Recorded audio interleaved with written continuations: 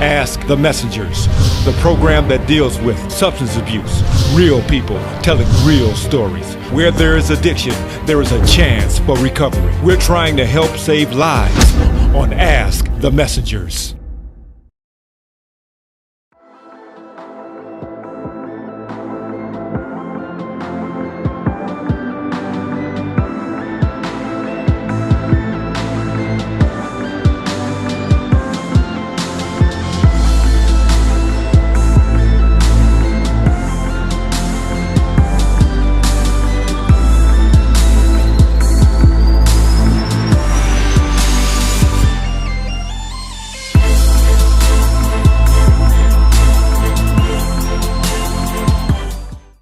Are you or someone you know struggling with an addiction and really trying to get your life together? Are you at that moment in your life that you are finally realizing things need to get better? And are you feeling hopeless? Well, the Ask the Messengers TV show is here to let you know that recovery is possible. And all you have to do is stop what you're doing right now and repeat these words. Enough is enough. I'm done. One thing that has helped others in recovery is hearing other people's stories. So today on the Ask the Messengers TV show, we invite you to take a listen, and we hope you will be inspired by a few real people sharing their real stories about addiction, recovery, and hope for another. What was your drug of choice? Unfortunately, I was addicted to opiate pills. And how old were you when you first started using? It was prescribed to me the first time at 15 years of age. Have you ever OD'd? No, thank God. Have you ever seen anybody OD? I have, sadly. And what was that like? One of the scariest things that I've ever witnessed in my life. Unfortunately, we've lost a lot of people. Was it scary enough for you to stop using at that time? No. I'm actually 67 days into recovery. I joined myself just because I just wanted to be done. So what brought you to the point where you said, look, enough is enough, I gotta go get me some help? I have an 18-year-old son, and to know that he was daily watching me just lay around, not do anything, not have any ambition in life, made me realize that the person that I used to be and that loved life was gone, and I was slowly worried that I was going to lose myself forever. So I decided to immediately make the call to Oakland County Network, and they put me through to Biomed, and it's been one of the best decisions of my life. What brought you to the point where you said, look, enough is enough, I gotta go get me some help? Well, I almost died a few times, and I thought my life was over. And, I got baptized in 1980, and when the Lord come at me and said, listen, Mark, this is your last chance, and I said, and that was it. I seen the light, and, as far as recovery and that. Okay, so how did you know where to go get help from? Well, I called the 1-800 number, and they introduced me. I had to talk to somebody and then, I went to, this time I went to Oakdale over there in Westland. So I see you got a tattoo across your forehead. What made you do that? Well, my mom's full-blooded Jewish, and our people, ancestors came from Israel and that, and you heard about Hitler in the war, and stuff. And, well, generation went down to generation. I talked to some elders and people, well, where'd I come from? Who am I? And they said, well, you might be one of the 144,000, the 12 tribes of Israel, the ones that are on this planet right now saving souls and trying to get people, the second chance to heaven right now. And God's got a big job for me in the future, and I'm just taking one stride at a time, to do the work of God and Jesus Christ, yes. So, what was your drug of choice? Heroin. And how old were you when you first started using? Well, I had dabbled with it a few times, but I really got into it becoming a full-time junkie actually late in life. It was 30 years old when I finally became a full-blown heroin addict. And how old were you when you first picked up any drug? The first time I got blackout drunk, I was 7 years old. And how did you get a hold to it? Parents were out of town for the weekend. I had an older brother and cousin, and we got drunk. And how old were you when you first started using? Probably about 13, 14 years old. Yep. And how did you get a hold to it? Just from kids at school, you know. I see you got a bunch of tattoos, so that means you got another addiction. Yeah, I guess this one's a lot healthier though. Okay. So, what was your worst day using like? Just miserable. Like I was doing all the drugs that I could possibly get in my body, but it wasn't working. You know, I still felt me. So no matter how much I put in my body, I still felt my feelings, and that was a horrible day. Have you ever OD'd? Twice. And what happened with that?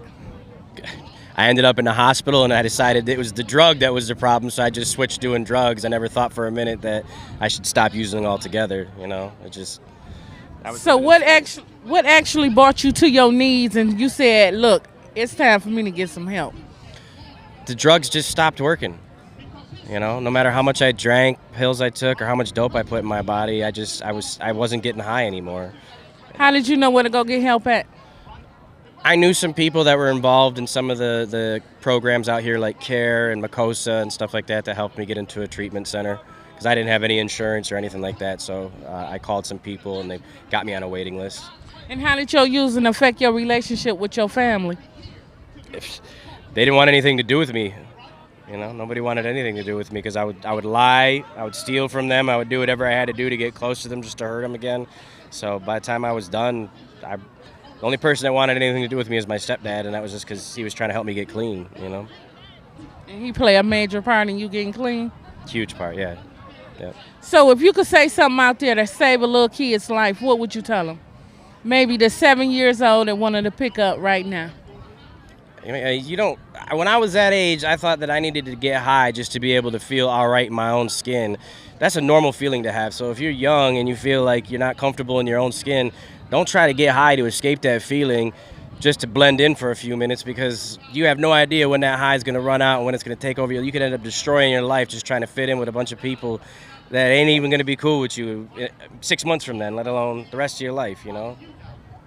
What brought you to your knees? What brought you to the point where you said, look, enough is enough, I need some help?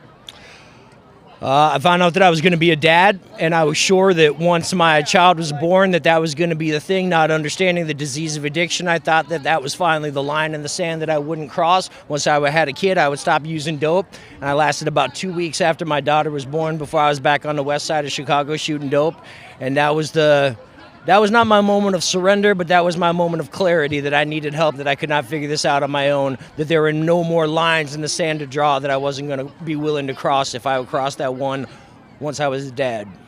What was that moment? What moment? The moment when you said enough is enough.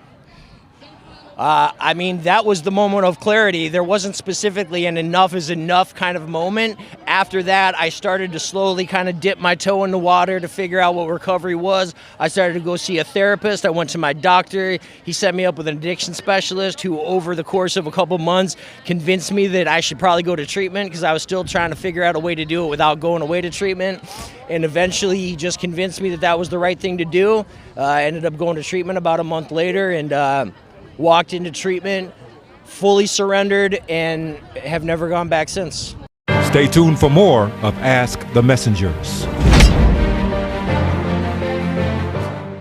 More than 2.5 million Americans are addicted to opioids. The addiction is sometimes developed through the improper use of prescription painkillers. Using prescribed medication in ways or amounts not intended by a doctor is very dangerous. So it's important that unused prescriptions are properly disposed of. If you or someone you know is struggling with addiction, or for more information about prevention, treatment, and recovery services, or how to properly dispose of medication, contact the Detroit Wayne Integrated Health Network, 24/7, 800-241-4949. Here to talk, here to help.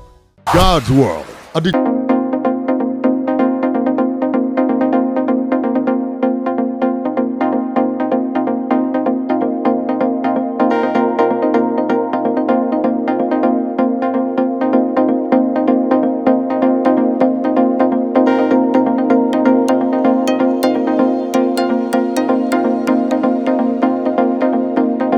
God's World, for all your inspirational needs.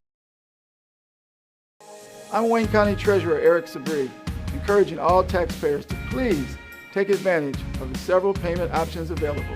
If you have to visit our office in person, you must make an appointment by going to treasurer.waynecounty.com. It only takes a few minutes. Facial covering or mask is required and social distancing is observed.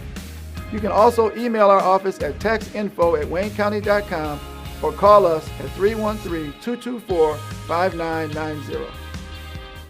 Hi, my name is Artesia Washington, and I'd like to welcome you to Irvine Newer Rehab, where we help you reach your goals of rehabilitation. So you ask, why choose Irvine? Now here at Irvine, we offer physical therapy, occupational therapy, speech and language pathology, counseling, aquatic therapy, and massage therapy, and we help build you back to your previous level of functioning. Give us a call, 248-415-2500, www.irvineneurorehab.com.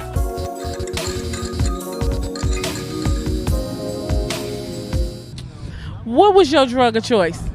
My drug of choice was alcohol. And how old were you when you first started using? I didn't start drinking actually until I was about 19. And how did that come about? Well, I was using prescription pills before then, but I really did just fall in love with alcohol and the lifestyle that it brought. So it got pretty bad around 20, 21. How old were you when you started using prescription drugs? About 15, 14. And how did you get a hold to it? They prescribed me medications, actually, like psychiatric medications that I never really wanted to take. And I realized pretty soon that I could get high off of them. And how did your using affect your relationship with your family? Well, there was actually about 2 or 3 years where I didn't talk to them at all, just because we had some communication issues. I had done some crappy things and they didn't want to talk to me anymore. So I was on my own for that time. Okay. So if it was a little girl out there watching and you can help save her, what would you say to her? Your family is your lifeline. They're always going to be there with you. And when we get older, we start to realize that those relationships are what's really important. You know, the friends come and go, but the family is always there. What was your drug of choice? My drug of choice was heroin. And how old were you when you first started using? 22. And what was your worst day of using like? My worst day of using was when one of my friends came with me to use and she overdosed and died in my car. And how did that make you feel? It made me feel terrible. It made me kind of question God, like, why did I wake up and she didn't? And why couldn't I bring her back to life? Because I tried CPR, 911, and she didn't wake up. After that, was that enough to go get help? That was enough to go get more drugs. And it took me a while to go get help after that, and it still kind of is. So, I mean, I still see her face. I still, it still kind of haunts me, and it's been in and out of the 12-step programs since then. And are you using today or are you clean? I am clean today.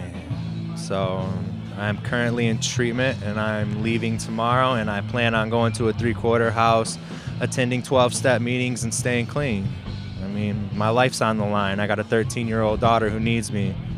It's not worth it anymore. So how's your relationship with your family now? My relationship with my family is great now. My mom and my older sister and my older brother, I'm the baby, and they're my biggest support system. I mean, my mom's always been there for me. It kind of tore us apart at first. They were shocked. They were dumbfounded that I was using heroin. And, but now it's like, I mean, my family wants the best for me, and I love them for that. They're in my corner, and, like, I know I can always go to them if I got a problem, So if it's a little boy out there watching this TV show, what would you say to stop him from using right now? Oh my God, don't do it. I don't care if your friends are drinking or smoking marijuana, whatever it is. Don't take that first one. It's not worth it. It's gonna lead to other things. Just stay in school, focus on your education, and leave drugs alone, no matter what drug it is or which one of your friends are doing it. Walk away. What was your drug of choice? Alcohol. And how old were you when you first started drinking? 17. Is that the only drug you ever used? Oh, no. What else did you use? Mescaline, acid, mushrooms, cocaine, ketamine. How long did you use? Marijuana. Well, I started using when I was 17. I'm 52 now, and I just got into a recovery program 2 weeks ago. So I've been going strong the whole time. But as of the last few years, it's mostly been just alcohol and marijuana. And what brought you to the point where you said, look, enough is enough. I got to go get me some help? Losing a few jobs because of being intoxicated on the job. And how's your relationship with your family? A little shaky. But a large portion of them don't even live in the state anymore. So it's, it's just not, it's easy to, slip through the cracks. They don't know what I'm doing. I don't know what they're doing. Bill, what was your drug of choice? Alcohol. I also did crack cocaine. That's about mostly what I stayed with. And how old were you when you first started using? I was 7 years old, drinking beer. Dad was a biker, so it was a cool thing to do. 7? How you get hold of something at 7? Oh, Dad gave it to me. It's cool to get drunk at 7. I liked it. I've been using it ever since. Until I went to prison at 27. Stayed there for 25 years. And what did you go to prison for? Oh, free basic cocaine and drinking. I stayed drunk. Went with the crazy women. So, I went to prison for selling real estate I didn't own. So to get cocaine, and drinking alcohol. So that's basically what I did. So how did your using affect your relationship with your family? Well, I had a son, and I went to prison when he was 4 years old. I haven't met him yet since, so I seen him on Facebook. Can't deny him because he looks just like me. So, that's a good thing. He's a mini me. So. How's your relationship with your family right now? Oh, not very good. Mom always loves me. Can't deny me. She loves me. I'm a very nice looking guy, and she's I'm her kid. So, but Dad ain't talked to me in 30 years. But that's because of my use. So are you using now, or are you clean? Oh no, I'm clean. I'm going to stay that way. I had to make the decision to quit myself. Nobody could do it for me. No rehabs, no buddy, no person, no thing, nothing could do it. I had to make that decision. I'm not going to use it again. I made that decision. So what was your bottom? What made you decide to get clean? Oh, living on the streets, drinking every day. I went to the hospital like 4 times in one day. When you say living on the streets, what do you mean? Oh, just, going to soup kitchens and sleeping outside in abandoned buildings, smoking crack in old abandoned churches and stuff like that. I don't want to live that way no more. That's not living, that's existence. What was your drug of choice? Heroin and crack cocaine and Xanax. And how old were you when you first started using? I was 11 when I first started smoking weed. First time I smoked crack, I was about 13 years old.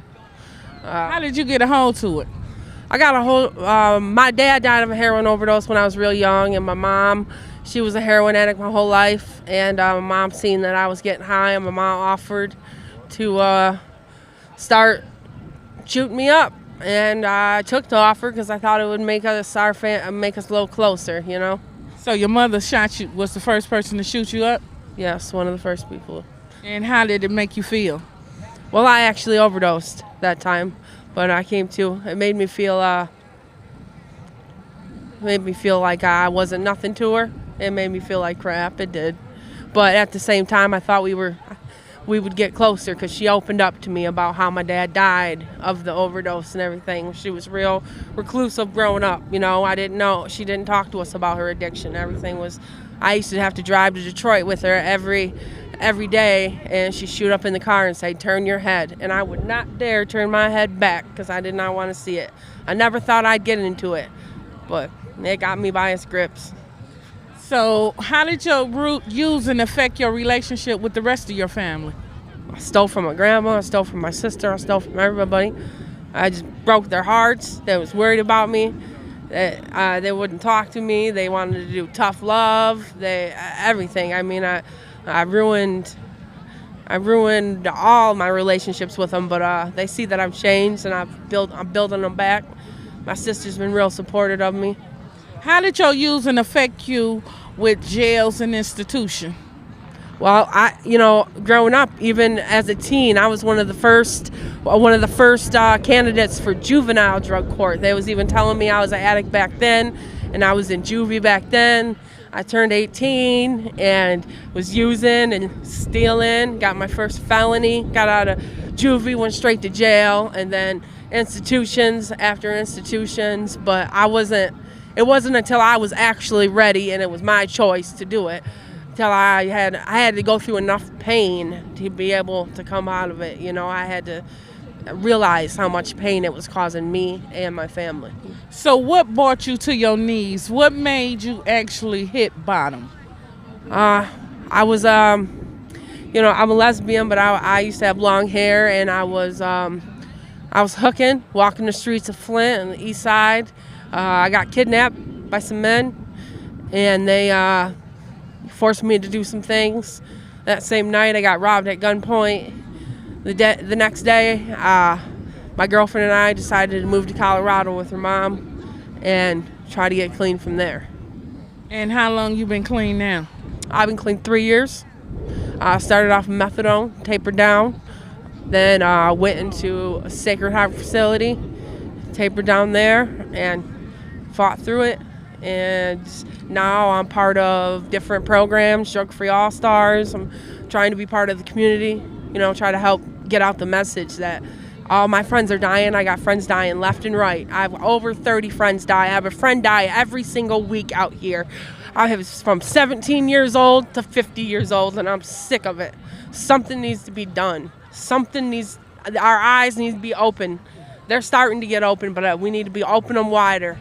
I hope everybody starts realizing how this is affecting everybody and families. I'm seeing families crying over their 21-year-old daughters and their, 16-year-old sons that decided to use once because they thought it was cool. It's just everywhere, and it doesn't. It does not. It's not. It's not. It doesn't.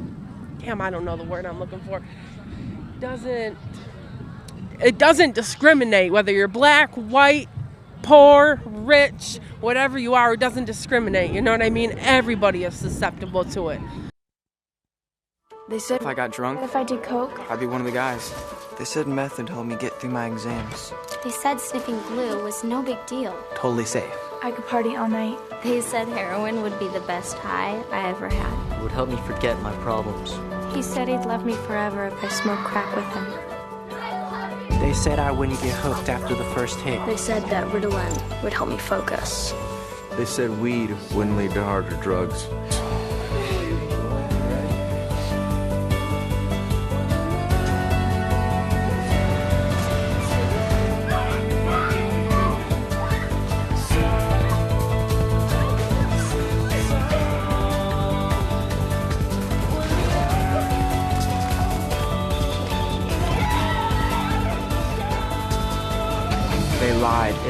They lied. He lied. We'll be right back with more of Ask the Messengers.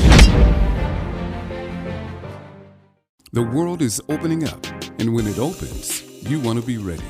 Concerts, clubs, weddings, dinner with friends, or just hanging out. Soon, Detroit will be back, and you know how we do it. For 3 decades, Fashion International has been here when you needed to look your best, and that time is coming again. Check us out now. We have the latest styles to have you ready for the new normal. Fashion International, 10 Mile and Greenfield.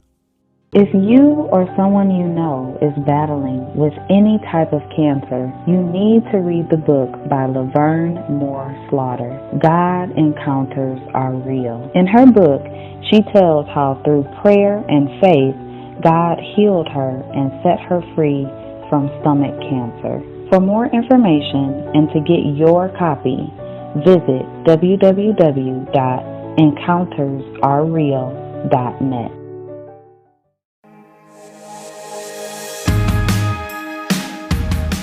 I'm Wayne County Treasurer Eric Sabri, encouraging all taxpayers to please take advantage of the several payment options available. You can pay online by visiting the Wayne County Treasurer's Office website. Paying online is easy and convenient. You can also download the mobile app and pay with your smartphone. You can pay at one of 70 kiosks located throughout Wayne County. And yes, you can always still send in your payments using the U.S. Postal Service. If you have to visit our office in person, you must make an appointment by going to treasurer.waynecounty.com. It only takes a few minutes. Facial covering or mask is required and social distancing is observed. Your health and safety is very important to us. You can also email our office at taxinfo@waynecounty.com or call us at 313-224-5990. Underage drinking is responsible for more than 4,300 deaths of youth annually. DWIHN, along with its provider partners, strive to educate young people on the deadly dangers of alcohol use and abuse. We teach youth about the dangers of drinking, especially when driving. If you are looking for resources to share with your loved one, give the Detroit Wayne Integrated Health Network a call 24/7, 800-241-4949. Here to talk, here to help. Today, millions of people all across America are building a life in recovery from mental and substance use disorders, helping themselves and helping each other, with friends, family, and community, lending their strength and support. Join the Voices for Recovery. Together, we are stronger. For 24-hour free and confidential information and treatment referral for mental and substance use disorders, for you or someone you know, call 1-800-662-HELP. Well, that concludes this week's episode of the Ask the Messengers TV show. We hope something you heard today helped you in some way to understand addiction and to give anyone struggling the desire to surrender and seek help.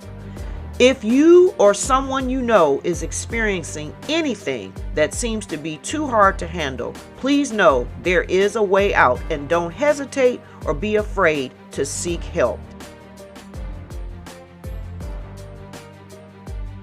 Until next time, may you seek a power greater than yourself so that you too can turn your mess into a message that will help save lives. Continue to stay safe and most importantly, be kind and love one another. Won't you help us to do exactly what our motto is, and that is to help save lives? Won't you send a generous donation to the information there on the screen? We would love to have you as part of our partnership to help save lives. You may not be able to go out in the street, you may not be able to come here to the show, but you can send your donation that helps us save lives.